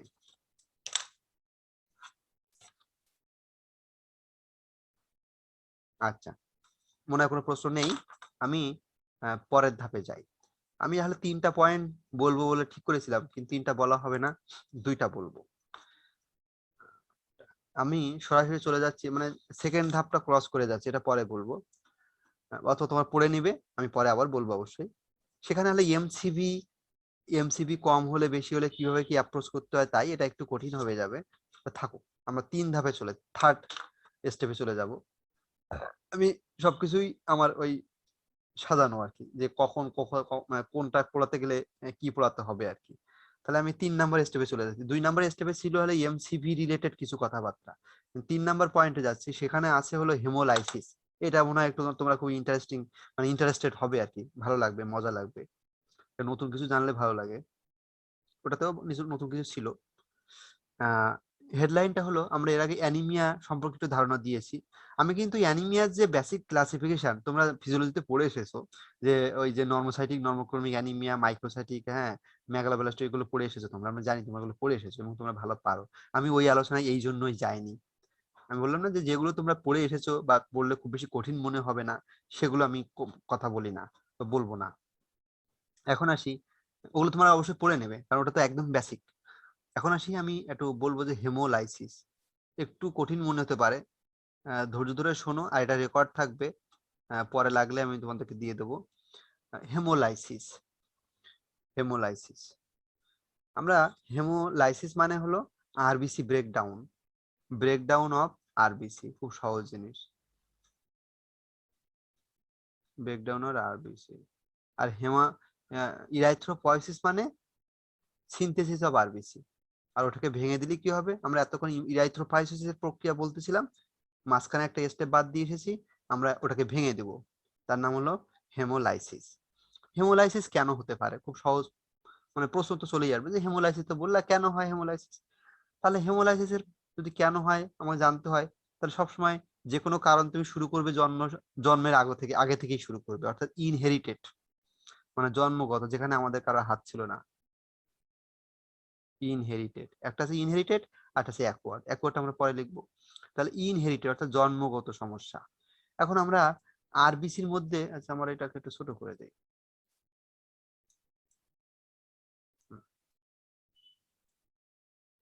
আরবিসি তে আমরা কি পাই? একটা আরবিসি, এটা একটা আরবিসি, একটা সেল মেমব্রেন পাই। দেখো, হুদাই মুখস্থ করার দরকার নাই, সেল মেমব্রেন, আরবিসি একটা সেল মেমব্রেন থাকে, অবশ্যই মেমব্রেন। এর ভিতরে কি পাই? এর ভিতরে হিমোগ্লোবিন পাই, তাই না? এর ভিতরে একটা হিমোগ্লোবিন পাই। তার আগে কি খাই? কিছু এনজাইম থাকে, সেল মানে কিছু এনজাইম, কিছু এনজাইম। আর মাঝখানে কি আছে 3 নম্বরে? হেমোগ্লোবিন। অর্থাৎ আমি 3টা পয়েন্টে আমার জন্মগত ত্রুটি থাকতে পারে। একটা হচ্ছে সেল মেমব্রেন, সরি, আরেকটা হলো এনজাইম, আরেকটা হলো হিমোগ্লোবিন। তাহলে ইনহেরিটেড প্রবলেম 3 রকম। একটা আছে আরবিসির, অবশ্যই এটা RBC membrane defect, membrane defect. Okay, তার নাম হলো, নামগুলো কিন্তু মুখস্থ করে রেখে দাও। একটা হলো হেরিডিটারি স্পেরোসাইটোসিস আর হেরিডিটারি ইলিপ্টোসাইটোসিস, এইচএস আর এইচ, এগুলো খুব পড়া লাগে না জীবনে। হেরিডিটারি স্পেরোসাইটোসিসটা একটু মাঝে মাঝে বিভিন্ন কারণে গুরুত্বপূর্ণ হয়ে যায়, কারণ হেরিডিটারি স্পেরোসাইটোসিস মূলত অটো ইমিউনো রিলেটেড ডিজিজে পাওয়া যায়। হেমোলাইটিক, সরি, হেরিডিটারি ইলিপ্টোসাইটোসিস খুব বেশি ক্লিনিক্যালি ইম্পর্টেন্ট না, বলার জন্যই বলা। তাহলে আরবিসি মেমব্রেন ডিফেক্ট গেল। এবার আসি যে আরবিসি এনজাইম ডিফেক্ট, সবই তো আরবিসির enzyme, enzyme defect, enzyme defect চলে গেলাম। সেখানে তোমাকে জানতে হবে মাত্র একটা, তার নাম হচ্ছে গ্লুকোজ 6 ফসফেট ডিহাইড্রোজেনেস। তোমরা এই এনজাইমটার সাথে খুবই পরিচিত আশা করি। হেক্সোস মোনোফসফেট শান্ট যেটা ছিল, ওই যে গ্লুকোজ মেটাবলিজমের ওখানে যে একটা শান্টিং পাথ হয়েছিল, যেটা এইচএমপি পাথওয়ে। হ্যাঁ, ওটা তো দরকার হলে বায়োকেমিস্ট্রি বইটা আবার দেখে নেবে। এই বায়োকেমিস্ট্রির সাথে তুমি যত বেশি পড়বে, এবার আগে তো তুমি বায়োকেমিস্ট্রি এবং ফিজিওলজি পড়েছো পরীক্ষা পাশ করার জন্য, আর এইবার তুমি যখন ওই বায়োকেমিস্ট্রি বইটা পড়তে যাবে তখন দেখবে যে তোমার পড়াশোনার আগে কি পড়েছিলে আর এখন কি পড়ছো, ওই একই বায়োকেমিস্ট্রি বই ওই একই লাইনগুলো তুমি আবার পড়তে যাও, দেখবে তোমার লেভেল অফ আন্ডারস্ট্যান্ডিংটা আগের থেকে ফার ফার ডিফারেন্ট, এবং তুমি নিজেই অবাক হয়ে যাবে যে আগে কি পড়েছিলাম আর এখন কি পড়ছি, আগে কি বুঝেছিলাম আর এখন কি বুঝছি। আগে তুমি বুঝেছিলে যে ওই লাইনটা তোমাকে মুখস্থ করতে হবে এবং পরীক্ষা লিখতে হবে, আর এখন তুমি বুঝবে যে ওইটা সাথে আমার পেশেন্টের বা ক্লিনিক্যালি কি গুরুত্ব আসলে। এখন তুমি আরেকবার বায়োকেমিস্ট্রি পড়বে আশা করি। তাহলে এনজাইম ডিফেক্টে আছে একটা, আপাতত তোমরা আছে দুইটা, তুমি আপাতত একটা মনে রাখো, গ্লুকোজ 6-ফসফেট ডিহাইড্রোজেনেস ডিফিসিয়েন্সি। আচ্ছা, আরেকটা আছে পাইরিমিডিন 5 প্রাইম নিউক্লিওটাইডেজ ডিফিসিয়েন্সি, ওটা লাগবে না, বাদ। ওকে, আর তার মানে হচ্ছে হিমোগ্লোবিন প্রবলেম বা হিমোগ্লোবিন ডিফেক্ট। হিমোগ্লোবিন ডিফেক্ট লিখলাম। এখন এই হিমোগ্লোবিন ডিফেক্ট বলেই তো সোজা হয়ে গেল, ছেড়ে দিলে হবে না। হিমোগ্লোবিন ডিফেক্ট দুই রকম, ফিজিওলজিতে হয়তো তোমাদেরকে পড়িয়েছে, হিমোগ্লোবিন অবশ্যই পড়িয়েছে। হিমোগ্লোবিন ডিফেক্ট দুই রকম, একটা হচ্ছে তোমার হিমোগ্লোবিন ডেফিসিয়েন্সি, আরেকটা হলো হিমোগ্লোবিন যথেষ্ট পরিমাণে আছে কিন্তু যেটা আছে সেটা অ্যাবনর্মাল। খেয়াল করো, এইটা হচ্ছে হিমোগ্লোবিন যেটা আছে সেটা নর্মাল কিন্তু পরিমাণে কম, তার নাম হলো থ্যালাসেমিয়া। কি বলেছি? হিমোগ্লোবিন যেটা আছে সেটা নর্মাল কিন্তু সেটা পরিমাণে কম। ঠিক আছে, আমি কি ঠিক বলেছি? হ্যাঁ, হিমোগ্লোবিন থ্যালাসেমিয়াতে কি হয়েছে, হিমোগ্লোবিনের ডেফিসিয়েন্সি হয়, হিমোগ্লোবিনের ডেফিসিয়েন্সি হয়, কিন্তু যে হিমোগ্লোবিনটা যেটা আছে সেটা কিন্তু নর্মাল, তোমাকে মনে রাখতে হবে। আচ্ছা, আর অ্যাবনর্মাল হিমোগ্লোবিন অর্থাৎ এখানে যে হিমোগ্লোবিন, সেই হিমোগ্লোবিনের পরিমাণ যথেষ্ট আছে কিন্তু যা আছে তা দিয়ে কোনো কাজ করা যায় না, অকেজো, অ্যাবনর্মাল। পরিমাণ যথেষ্ট আছে কিন্তু অ্যাবনর্মাল। খুবই গুরুত্বপূর্ণ উদাহরণ হচ্ছে সিকেল সেল অ্যানিমিয়া। তাহলে এই দুটো পয়েন্ট একটু মনে রাখতে হবে, মাথায় প্যাচ লেগে যায়, সবারই প্যাচ লাগে, আমার তো বারবার প্যাচ লাগে। প্যাচ লাগলেও অসুবিধা নাই, তুমি প্যাচ খুলে দিলেই হবে যে হিমোগ্লোবিন একটা ডেফিসিয়েন্সি হয়, আর একটা হচ্ছে অ্যাবনর্মাল হিমোগ্লোবিন। ডেফিসিয়েন্সি যেটা হিমোগ্লোবিন সেটাতে থ্যালাসেমিয়া, যেখানে হিমোগ্লোবিন যা হয় সেটা ভালোই হয় কিন্তু পরিমাণ খুবই কম, নাম হলো থ্যালাসেমিয়া। আরেকটা হচ্ছে হিমোগ্লোবিন যা আছে সব নর্মাল, সরি মানে অ্যামাউন্টটা ঠিক আছে কিন্তু তারা in functionality they are abnormal, তারা তাদের স্ট্রাকচারাল অ্যাবনর্মালিটি আছে। ওকে, সিকেল সেল অ্যানিমিয়া গেল গা। তাহলে এলো তোমার ইনহেরিটেড। আমি পুরো জিনিসটা মুছে দেবো।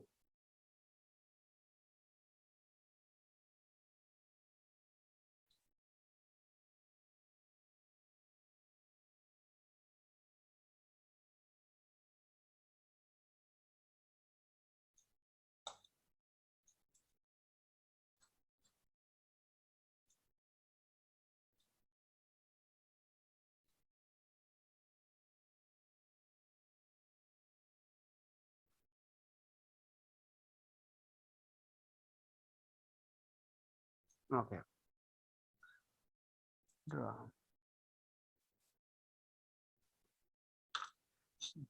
মুছে দিলাম এই জন্য যে আমি এখন যেটা বলবো যে অ্যাকোয়ার্ড, সেটা অনেক জটিল এবং অনেক বড় জায়গা লাগে, এক পেজের ধরানো কঠিন হয়ে যাবে।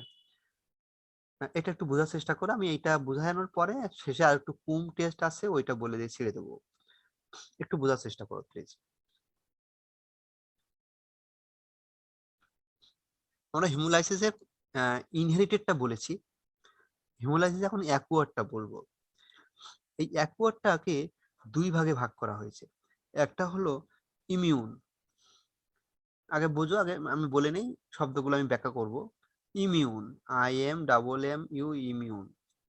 আরটা হলো নন ইমিউন, এটা হলো নন ইমিউন। আচ্ছা, ইমিউন কথাটার অর্থ কি আর নন ইমিউনটা কথা হলো? ইমিউন মানে হচ্ছে এখানে কিছু অ্যান্টিজেন আর অ্যান্টিবডির ব্যাপার স্যাপার থাকবে, আর নন ইমিউনে মেকানিজমে আরবিসি গুলো ভেঙে যাবে কিন্তু সেখানে কোনো অ্যান্টিজেন অ্যান্টিবডির ব্যাপার স্যাপার থাকবে না। খুব সহজ, আমি আবার বলি, আমরা কি পড়ছি? হেমোলাইসিস। হেমোলাইসিসে অ্যাকুয়ার্ড যেটা ইনহেরিটেডটা পড়েছি, অ্যাকুয়ার্ডে immune and non immune mechanism এই পার্থক্য করা হয়েছে এই জন্য যে ইমিউনো মেকানিজমে আরবিসি গুলো ভাঙে বাই অ্যান্টিজেন অ্যান্টিবডি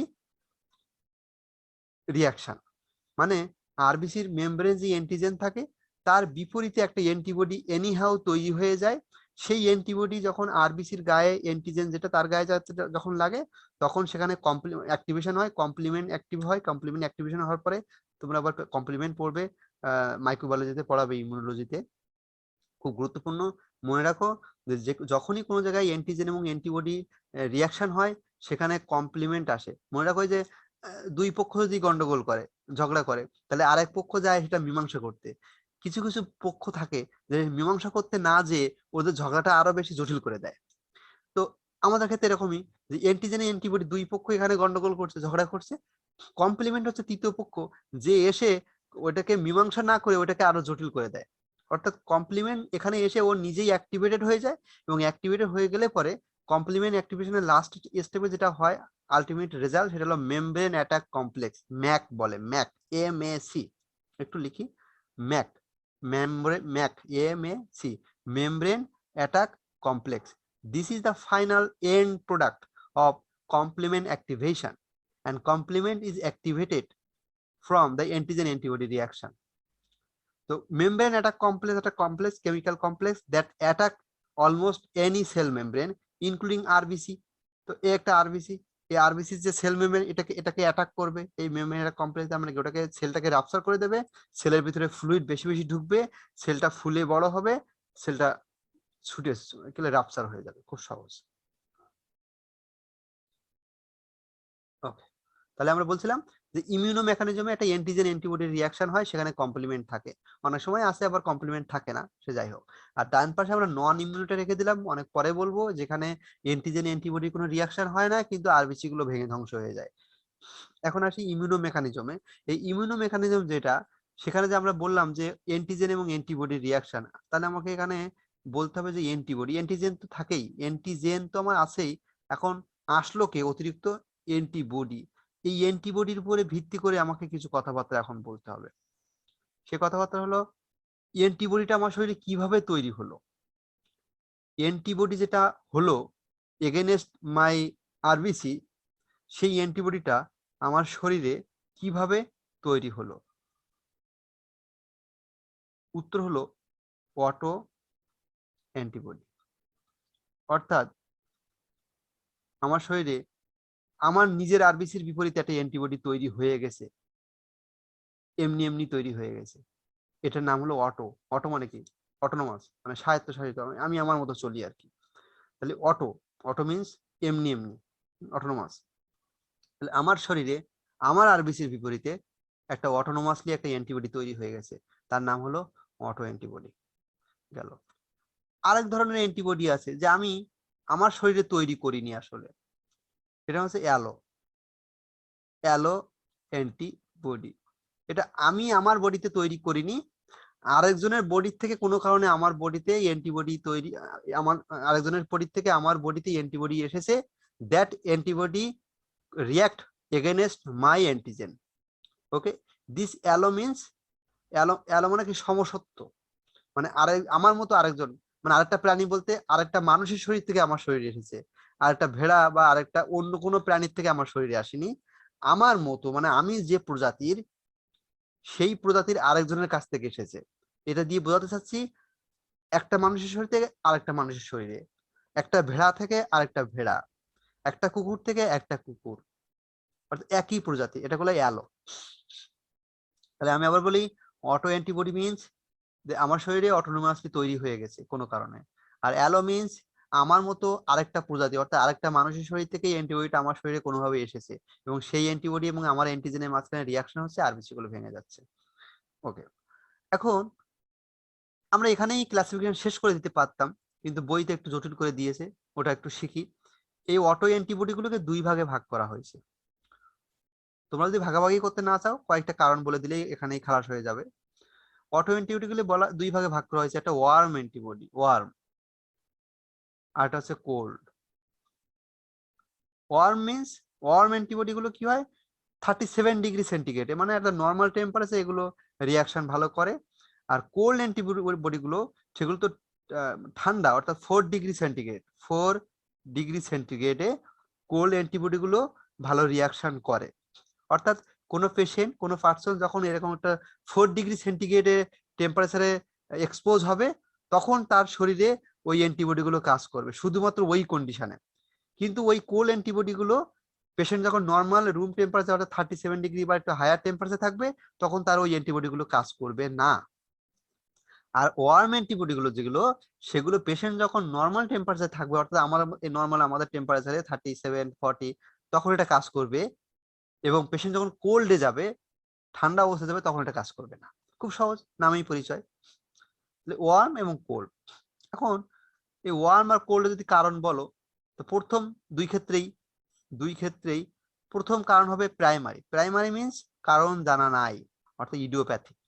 এটা বলেই বসে থাকলে হয় যে কোনো কারণ জানা নাই, কেন যে এই অটোইমিউনিটি তৈরি হলো জানা নাই। আর হলো সেকেন্ডারি, দুই ক্ষেত্রে একই রকম, সেকেন্ডারি অর্থাৎ অন্য কোনো ডিজিজ ওই মানুষটার শরীরে, সেই ডিজিজের কারণে কিছু অ্যান্টিবডি তৈরি হয়েছিল, সেই অ্যান্টিবডিটা তারই আরবিসির বিপরীতে কাজ করতেছে। খুব দুঃখজনক। আমি আবার বলি, ওয়ার্ম অ্যান্টিবডি, কোল্ড অ্যান্টিবডি, কারণ কি প্রাইমারি অর্থাৎ কারণ জানা নাই। সেকেন্ডারি হচ্ছে কিছু ডিজিজ, যেসব ডিজিজে কিছু অ্যান্টিবডি তৈরি হয়েছিল, সেই অ্যান্টিবডি গুলো ওই ব্যক্তির আরবিসির বিপরীতে রিয়াকশন করছে। তাহলে সেকেন্ডারি কারণগুলো কি? আমরা সেকেন্ডারি কারণে একটা কিছু auto immuno disease, auto immuno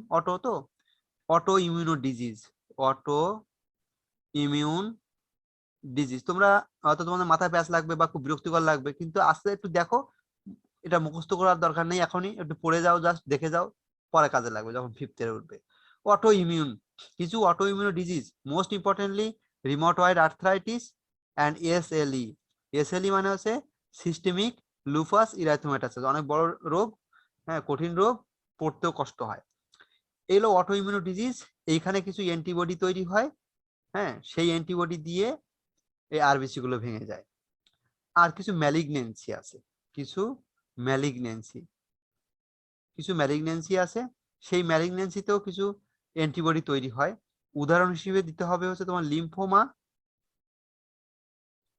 তারপর হলো CLL অর্থাৎ ক্রনিক লিম্ফোসাইটিক লিউকেমিয়া এবং মাল্টিপল মাইলোমা।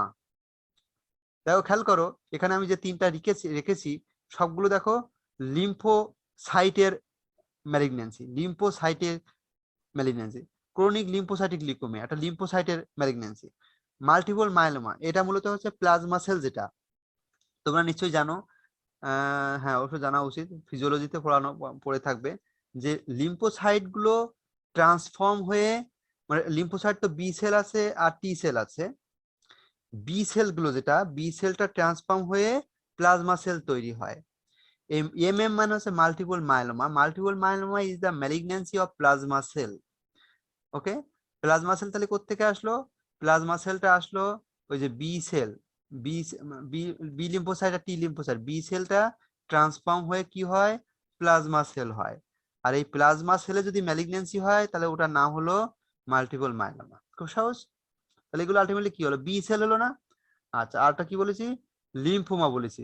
তো লিম্ফোমা হচ্ছে লিম্ফয়েড অর্গানের ওমা মানে টিউমার। লিম্ফয়েড, সেখানে ওই লিম্ফোসাইটেরই প্রবলেম হয়। আমরা এখানে শেষ করে দিই, আরো অনেক উদাহরণ আছে, অত উদাহরণ আমাদের লাগবে না। আচ্ছা, সেকেন্ডারি যেটা হলো তোমার হচ্ছে কি ছিল? কোল্ড ছিল। কোল্ডের মধ্যে আমরা কিছু ইনফেকশন আসে, আমাদের এখানে খুব বেশি হয় না ইনফেকশন, মাইকোপ্লাজমা নিউমোনিয়া দিয়ে হয়। এটা মাইকোপ্লাজমা নিউমোনি। আর হচ্ছে এপিস্টান বার ভাইরাস, আমাদের এখানে মোটেই কমন না। আচ্ছা, আপাতত এখানে আমরা থাকি, শেষ, ওটা মানে শেষ করে দেব। এবার আসি অ্যালো অ্যান্টিবডি। দেখো অ্যালো মানে কি বলেছিলাম? যে আমার শরীরে আমি তৈরি করিনি, আরেকজনের শরীর থেকে আমার শরীরে এসেছে। কিভাবে আসতে পারে? এটা হচ্ছে মিসম্যাচ ব্লাড ট্রান্সফিউশন। আমি শুধু ব্লাড ট্রান্সফিউশন, বিটি মানে ব্লাড ট্রান্সফিউশন।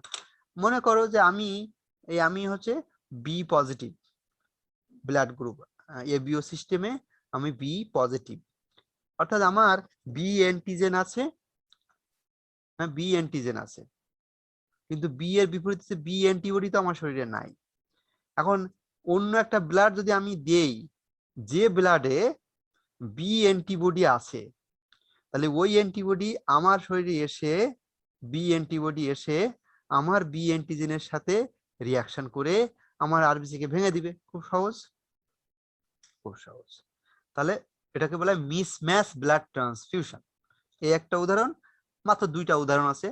আরেকটা উদাহরণ হলো হেমোলাইটিক ডিজিজ অফ নিউবর্ন। তোমরা এটা তো একটা বিশাল একটা ওস্তাদ, তোমরা এটা সবাই পারো, আমি আর বলবো না। যে হাইড্রোফিটালিস, অর্থাৎ ওই যে তোমার হাজব্যান্ড, কি যেন, হাজব্যান্ড মা নেগেটিভ, হাজব্যান্ড পজিটিভ, এরকমই তো ব্যাপার নাকি? ওই নেগেটিভ পজিটিভ, বাচ্চা পজিটিভ হয়ে গেল। ও হ্যাঁ, মা হলো নেগেটিভ, বাবা হচ্ছে পজিটিভ, বাচ্চা হয়ে গেছে পজিটিভ, এই পজিটিভ, বাচ্চা পজিটিভ, মা নেগেটিভ। এই নেগেটিভ পজিটিভের খেলা, প্রথম বাচ্চাটা ভালো থাকে, পরবর্তী বাচ্চা যখন হবে সেটাও যদি আবার একই ঘটনা ঘটে, অর্থাৎ একই বাপ যদি হয়, বাপ যদি চেঞ্জ হয়ে যায় তাহলে তো ঘটনা অন্যরকম হবে। ডোন্ট মাইন্ড, আমরা ডাক্তার, আমাদেরকে সবকিছুই বুঝতে হবে। মনে করো তোমরা যে বইতে যেটা পড়েছো সেটা তো একতরফা পড়েছো, কিন্তু আমি এখন ওইটাকে উল্টাই দিচ্ছি। তোমরা বইতে কি পড়েছো? যে প্রথম বাচ্চা, আচ্ছা স্বামী মানে পুরুষ হচ্ছে পজিটিভ, আর মা হচ্ছে নেগেটিভ।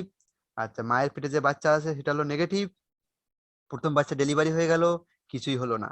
পরবর্তী দ্বিতীয় বাচ্চা এবং পরবর্তী সাবসিকুয়েন্ট যে প্রেগনেন্সি, সেখানে কি হয়, বাচ্চা যদি নেগেটিভ হয় তাহলে ওই যে মায়ের শরীরে, বাচ্চা যদি পজিটিভ হয়, মায়ের শরীরে আগে যে পজিটিভ বাচ্চা ছিল সেই পজিটিভ বাচ্চার কারণে ডেলিভারির সময় কিছু আরবিসি মায়ের শরীরে ঢুকেছিল এবং সেখানে মায়ের শরীরে কিছু অ্যান্টিবডি তৈরি হয়েছিল। সেকেন্ড প্রেগনেন্সির সময় মায়ের ওই অ্যান্টিবডি বাচ্চা যেহেতু নেগেটিভ, বাচ্চার শরীরে ঢুকে বাচ্চার আরবিসি গুলোকে ভেঙে দিবে। এই তো খেলা। এই খেলাটাকে আমি এখন কমপ্লিকেট করে দিচ্ছি, আমি না, মানে বইতে কমপ্লিকেট করে দেওয়া আছে। মনে করো ওই ওই ওই মা পরবর্তীতে আরেকজনকে বিয়ে করেছে, হতেই পারে, ডিভোর্স হতে পারে, অথবা আগের স্বামী মারা যেতে পারে, বা এনি ভাবে কোনো কিছু হয়েছে আর কি। তাহলে এখন কি হলো, স্বামী তো এখন, আগে তো ছিল পজিটিভ, এখন স্বামী নেগেটিভ। অর্থাৎ আগে যে স্বামী ছিল সে পজিটিভ ছিল, আমি নতুন যাকে বিয়ে করেছি সেই স্বামী হচ্ছে নেগেটিভ, আমি নেগেটিভ, আমার স্বামী নেগেটিভ, আমার বাচ্চা নেগেটিভ, নো প্রবলেম। ওকে, তাহলে আমরা এখন আসি অ্যালো অ্যান্টিবডি। অ্যালো অ্যান্টিবডিদের উদাহরণ হচ্ছে একটা মিসম্যাচ ব্লাড ট্রান্সফিউশন আর হেমোলাইটিক ডিজিজ অফ নিউবর্ন। এটা তোমরা আর একটু পড়ে নিবে, আমি এখানেই এইটা শেষ করে দিচ্ছি। নন ইমিউনো নিয়ে একটু কথা বলি। নন সরি নন ইমিউনো, নন ইমিউনো মানে হচ্ছে এখানে কোনো অ্যান্টিবডি অ্যান্টিজেনের কোনো খেলা নাই, কিন্তু আরবিসি গুলো ভেঙে যাচ্ছে। কেন আরবিসি ভেঙে যাচ্ছে খেয়াল করো। এই একটা ব্লাড ভেসেল, একটা ব্লাড ভেসেল, এই ব্লাড ভেসেলের এখানে একটা কোনো কারণে একটা থ্রম্বাস হয়ে আছে, একটা থ্রম্বাস হয়ে আছে, ছোট্ট একটা থ্রম্বাস হয়ে আছে। এখান থেকে আরবিসি গুলো খুব দ্রুত চলে যায়, তাই না? আরবিসি গুলো খুব দ্রুত চলে যায়। এই থ্রম্বাসের গা দিয়ে যখন আরবিসি গুলো যাবে খুব শার্পলি, তখন ওই থ্রম্বাসের একদম একটা কাঁচি, মানে শার্প কোনো ইনস্ট্রুমেন্টের মতো কাজ করবে, ওগুলো কেটে দেবে আরবিসি গুলো সব ফ্র্যাগমেন্টেড হয়ে যাবে। অর্থাৎ ব্লাড ভেসেলের ভিতরে কোনো কারণে কোনো থ্রম্বোসিস বা কোনো অ্যাবনর্মালিটি যদি থাকে, তাহলে আরবিসি গুলো ভেঙে যেতে পারে। ঠিক আছে, এই যে এটাকে বলা হয় মাহা, মাহা মাইক্রো অ্যানজিওপ্যাথিক হেমোলাইটিক অ্যানিমিয়া। এটা একটা বড় জিনিস, এইটা নিয়ে আমি 2 ঘন্টা বলতে পারি। মানে এত বড় টপিকস, কঠিন না তবে অনেক বড়, একটু বোঝার বিষয় আছে। মাহা মাইক্রো অ্যানজিওপ্যাথিক হেমোলাইটিক অ্যানিমিয়া, নামটা হলে কি বলছে, মাইক্রো অ্যানজিও মানে মাইক্রো সার্কুলেশন। এই ব্লাড ভেসেলটা মূলত আমি ক্যাপিলারি বুঝিয়েছি, বড় সার্কুলেশন না, ক্যাপিলারি। ক্যাপিলারি গুলো তো ছোট, ওর ভিতর দিয়ে আরবিসি কোন রকমে স্কুইজ করে যেতে পারে। এখন সেই ছোট্ট একটা ক্যাপিলারির ভিতরে আবার একটা ছোট একটা থ্রম্বাস হয়ে আছে, তাহলে আরবিসি গুলো যখন যাবে তখন ওর গায়ে ঘষা লাগবে, ঘষা লাগলেই ওটা কেটে যাবে, ছিঁড়ে যাবে, ফেটে যাবে, ফ্র্যাগমেন্টেড হয়ে যাবে। তাহলে মাইক্রো অ্যানজিওপ্যাথি, অ্যানজিও মানে ব্লাড ভেসেলস, প্যাথি মানে প্যাথোলজি। তাহলে micro angio means micro circulation, that means the capillary. তাহলে ক্যাপিলারিতে প্যাথোলজি হয়েছে, প্যাথোলজিটা কি হয়েছে, ওই থ্রম্বোসিস হয়েছে মনে করো, এবং তার ফলে কি হয়েছে, মাইক্রো হেমোলাইসিস হচ্ছে, এবং এই ক্রনিক হেমোলাইসিসের কারণে পেশেন্টের অ্যানিমিয়া হচ্ছে। তাহলে কি হলো, micro angiopathic, this is micro angiopathic haemolytic anaemia, micro angiopathic haemolytic anaemia. পুরো নন ইমিউনো মেকানিজমে শুধু শুধু এই মাহা যদি তুমি বলতে পারো তাহলে যথেষ্ট, কারণ আছে তো অনেকগুলো, আমি বলে দিচ্ছি, কিন্তু শুধু মাহা মনে রাখো, মাহা, মহান, মাহা কি নন ইমিউনো মেকানিজম। আচ্ছা, ও মাহার আবার অনেক, মাহাত নিয়ে তো যদি কখনো পরে কথা বলার সুযোগ হয় বলবো। মাহার উদাহরণগুলো তুমি মনে রাখো, হেমোলাইটিক ইউরেমিক সিন্ড্রোম, এগুলো কিন্তু বড় বড় disease. MAHA itself not a disease, মনে রাখো, MAHA itself not a disease but a descriptive term under which several other disease condition are entitled, like hemolytic uremic syndrome, তারপর হচ্ছে থ্রম্বোটিক থ্রম্বোসাইটোপেনিক পারপুরা, এগুলো সব বড় বড় ডিজিজ এবং এগুলো বুঝতে হবে। আরেকটা আছে, সেটা কি, ও DIC, DIC disseminated intravascular coagulation, TTP thrombotic thrombocytopenic purpura, আর এইচইউএস হেমোলাইটিক ইউরেমিক সিন্ড্রোম। তাহলে নন ইমিউনোতে আর যা আছে তোমরা বলতে বড় খুব সহজ, আমি শুধু মাহা বলে, মাহা আমার খুব প্রিয় জিনিস, মাহা। আমি এখান থেকেও বেরোয় গেলাম, তোমরা কিছু প্রশ্ন করলে করো, জাস্ট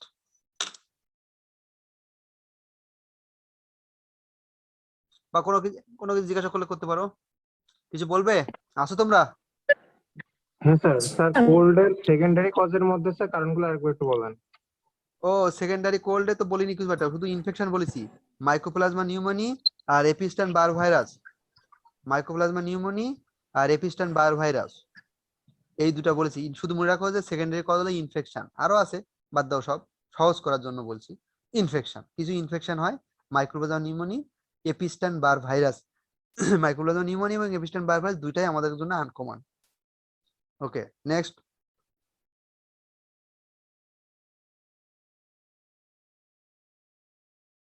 আর কেউ কিছু বলবে? ঠিক আছে, স্যার সিএল ফুল বলো মিনিংটা কি বলছেন? কোনটা আবার বলো। সিএলএল। ও সিএলএল, ক্রনিক লিম্ফোসাইটিক লিউকেমিয়া, মানে লিউকেমিয়া ব্লাড ক্যান্সার যেটা বলে, লিউকেমিয়া, ক্রনিক লিম্ফোসাইটিক লিউকেমিয়া। ঠিক আছে, ওকে। আমার কথা কি যা বলছি একটু বেশি ডিপের কথা, বা মানে কথাগুলো সব ডিপের কথা, কিন্তু তোমরা কি বুঝতে পারছো বলো তো?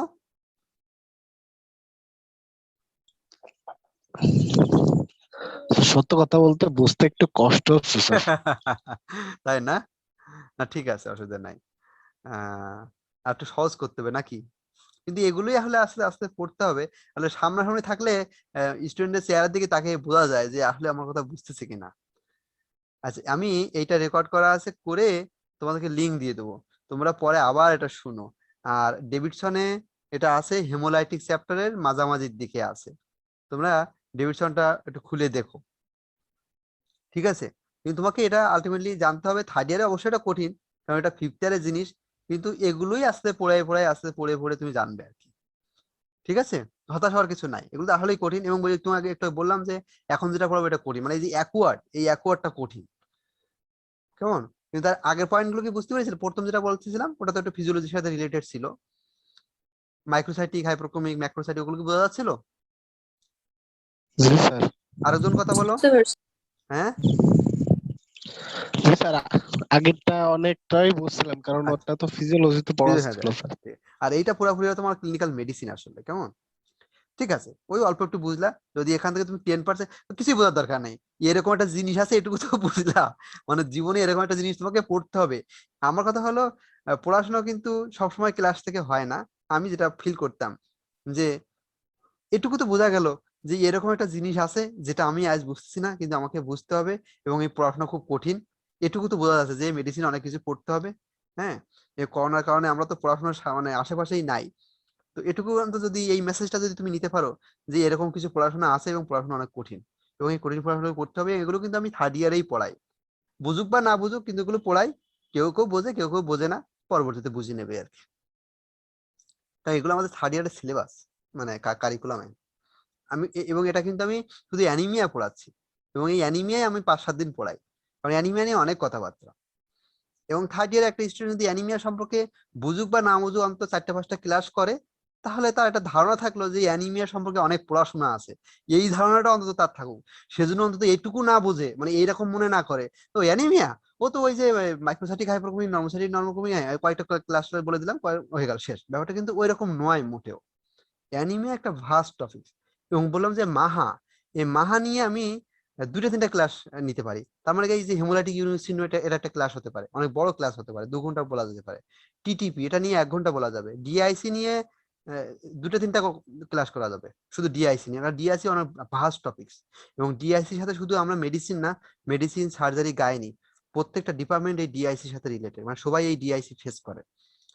যাই হোক, আসি আমি লাস্ট টপিকসে আসি, সেটা হলো এই যে হেমোলাইটিক ইউরিক সিন্ড্রোম, যেটা এইটা আমরা ডায়াগনোসিস করব কি করে, সেইটা যে টেস্ট করতে হয়, যে সেই টেস্টটার নাম হলো কুম টেস্ট।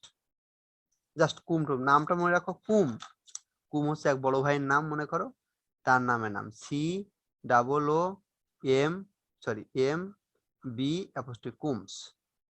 আচ্ছা, কেটে যাই, এটা নামটা হিজিবিজি করা ঠিক না।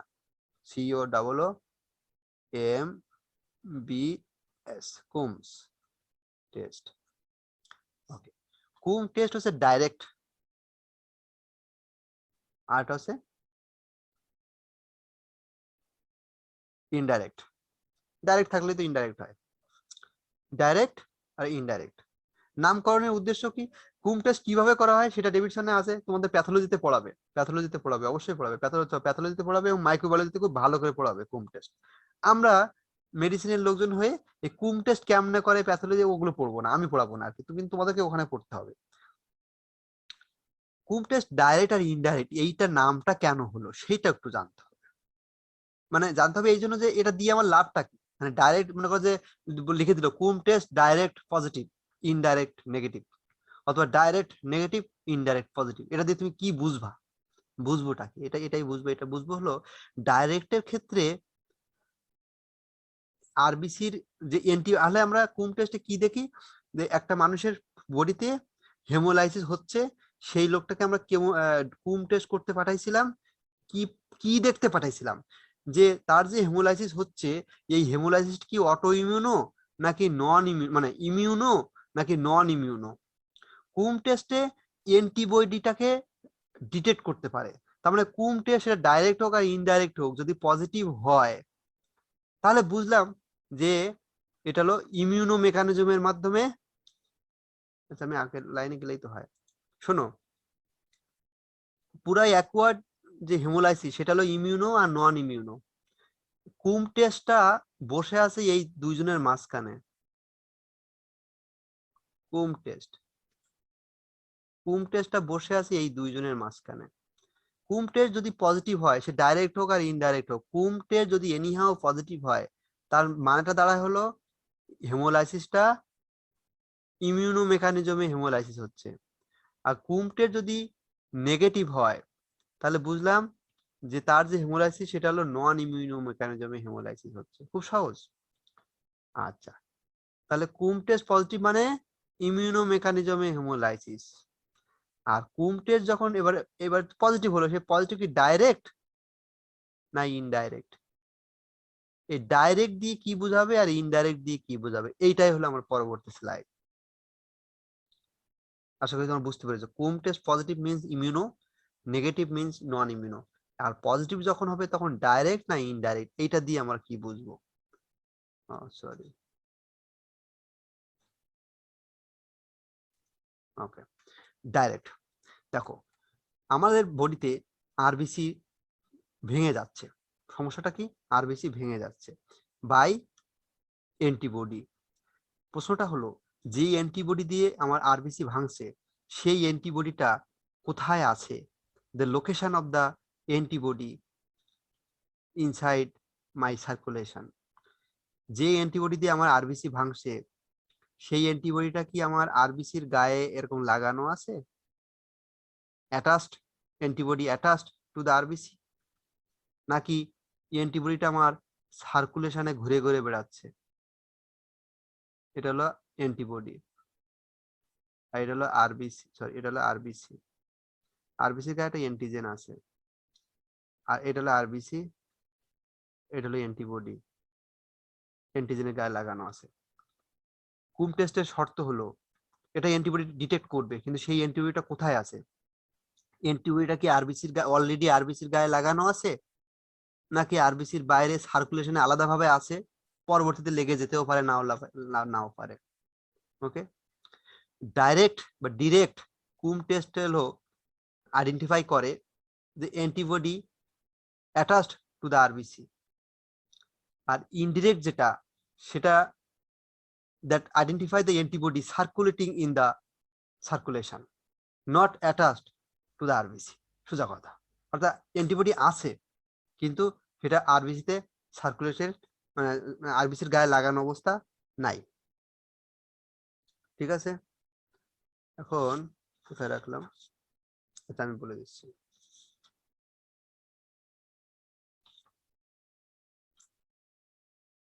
নাই, antibody attached to the RBC cell membrane. তার মানে মনে করো এই মুহূর্তে আমার মিসম্যাচ ব্লাড ট্রান্সফিউশন হয়ে গেছে, মানে আমি বি পজিটিভ, আমাকে দেওয়া হয়েছিল এ পজিটিভের রক্ত, অর্থাৎ আমার বি অ্যান্টিজেন, তার বিপরীতে একটা বি অ্যান্টিবডি আরেকজনের শরীর থেকে আমার শরীরে অলরেডি এসেছে, এবং সেই অ্যান্টিবডি কোথায় আছে? সেই অ্যান্টিবডি তো অলরেডি আমার আরবিসির গায়ে লেগে গেছে এবং সে ভেঙে যাচ্ছে। সে কি বাইরে আছে? আরবিসির গায়ে লেগে আছে। এটা কি হলো? Mismatch blood transfusion. Mismatch blood transfusion. Okay, একইভাবে হেমোলাইটিক ডিজিজ অফ নিউবর্ন, যে নিউবর্নের আরবিসি গুলো ভেঙে যাচ্ছে মানে কি? ওই আরবিসির গায়ে অ্যান্টিবডি গুলো লেগে আছে। আর এই দুটো তো গেল। আর 3 নম্বর যেটা তুমি 1 নম্বর বলতে পারো, অল দ্য অটোইমিউনো, যত অটোইমিউনো হেমোলাইটিক অ্যানিমিয়ার কথা আমি উপরে বলে আসলাম, অটো ইমিউন হেমোলাইটিক অ্যানিমিয়া, আমি যাচ্ছি ওই পৃষ্ঠায় যাই। যত অটো ইমিউনো হেমোলাইটিক অ্যানিমিয়া এরা সব হচ্ছে ডাইরেক্ট কুম test positive, plus blood transfusion এবং হেমোলাইটিক ডিজিজ অফ নিউবর্ন, এরা মানে যারা অলরেডি ব্লাড ট্রান্সফিউশন হয়ে হেমোলাইসিস হচ্ছে এবং haemolytic disease of newborn already যারা হেমোলাইসিস হচ্ছে তারা, অর্থাৎ কি এই দুই গ্রুপই তো গেল, তাহলে থাকলো কি? অটো অ্যান্টিবডিও গেল, অ্যালো অ্যান্টিবডি গেল, থাকলো কি? থাকলো তো একটা জিনিস, থাকলোটা হলো ইনডিরেক্ট। ইনডিরেক্ট হচ্ছে আমরা যে স্ক্রিনিং টেস্ট করি, স্ক্রিনিং টেস্ট বলছে screening test for blood transfusion, অর্থাৎ ব্লাড ট্রান্সফিউশন করার কি বলছে antibody screen in pre transfusion testing. Blood transfusion করার আগে আমরা যে ক্রস ম্যাচিং করি, ব্লাড ট্রান্সফিউশন করার আগে ক্রস ম্যাচিং যেটা করি, সেইখানে অ্যান্টিবডি টেস্ট করা হয়। সেই অ্যান্টিবডি আরবিসির গায়ে লাগানো থাকবে না, আরবিসির বাইরে থাকবে। আমি এবার বলি, ব্লাড ট্রান্সফিউশন করার আগে ক্রস ম্যাচিং যেটা করা হয় সেইখানে অ্যান্টিবডি স্ক্রিনিং করা হয়, সেই অ্যান্টিবডি আরবিসির গায়ে তো লাগানো থাকবে না, আরবিসির বাইরে থাকবে। কারণ এই অ্যান্টিবডি যদি এর গায়ে লেগে যেত তাহলে তো আরবিসি ভেঙে যেত, কিন্তু ভাঙছে না তো, আমি তো নর্মাল পার্সনকেই নিয়ে আসছি। তাহলে এটা অ্যান্সারটা হবে প্রি ট্রান্সফিউশনাল অ্যান্টিবডি স্ক্রিনিং। ঠিক আছে, আপাতত আমার কথাবার্তা এখানে শেষ। শুধু মনে রাখো যে কুম টেস্ট নামে একটা জিনিস আছে, তার আবার সে কি করে, সে ইমিউনো আর নন ইমিউনো এই দুটাকে পার্থক্য করে দেয়। কুম টেস্ট পজিটিভ হলে ইমিউনো, নেগেটিভ হলে নন ইমিউনো। এটা আবার ডাইরেক্ট আছে আর ইনডাইরেক্ট আছে। ডাইরেক্টে যেটা কি হয়, আরবিসির গায়ে অ্যান্টিবডি গুলো লাগানো থাকে, ইনডিরেক্টের ক্ষেত্রে আরবিসির গায়ে লাগানো থাকে না, সার্কুলেশনে থাকে। আমরা অটোইমিউনো এবং অ্যালোইমিউনো যেগুলো পাইছিলাম আসলে আলটিমেটলি সবাই হচ্ছে ডিরেক্ট পজিটিভ। ইনডিরেক্টের ব্যাখ্যা প্রয়োজনটা কি, এটা হলো ওই স্ক্রিনিং টেস্টে যখন ওরা করে তখন ওরা লিখে দেয় যে ইনডিরেক্ট পজিটিভ, ডিরেক্ট নেগেটিভ। তার মানে কুম টেস্ট কিন্তু ব্লাড ট্রান্সফিউশনের সময় স্ক্রিনিং টেস্ট যেটা করা হয় ক্রস ম্যাচিং, সেখানে কুম টেস্ট করা হয়। আমার মনে হয় এটা একটা লিসেনিং হতে পারে তোমাদের জন্য, যে ব্লাড ট্রান্সফিউশনের আগে যে স্ক্রিনিং টেস্ট করা হয়, ক্রস ম্যাচিং করা হয়, সেখানে কুম টেস্টের প্রয়োজন হয় এবং সেখানে মূলত ইনডিরেক্ট দেখা হয়, ডিরেক্টে দেখা হয় না বা প্রয়োজন হয় না, কারণ সেখানে তো আরবিসির গায়ে লাগানো নাই, আরবিসির বাইরে অর্থাৎ সার্কুলেশনে অ্যান্টিবডি গুলো ঘুরছে। ওকে, আমি শেষে চলে এসেছি, তোমরা যদি কিছু বলতে চাও বলো।